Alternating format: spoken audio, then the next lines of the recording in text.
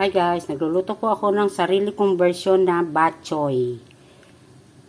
Bok choy a la pobre kasi kulang-kulang ng ingredients. Wala pong, ano lang po ito, tuwalya. Walang libro. Ayan. Basoy man, basoy to sa Bisaya, basoy. Yan, maraming sibuyas.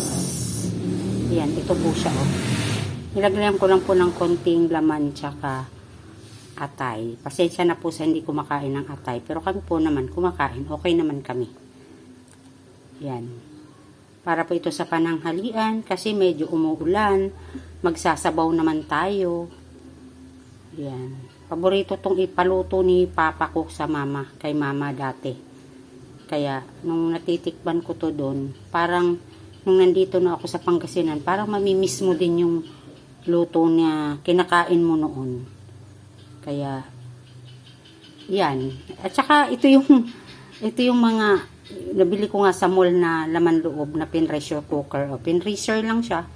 Ganun. Diba? Sabi ko nga sa inyo, tipid-tipid. Tipid lang tayo. Ayan, maluluto na siya. Bok choy naman, ayan o. Pero dito, nilalagyan kasi nila ng miswa. Ako, ayoko na may miswa. Gusto ko ganito lang. Yan o. Yan.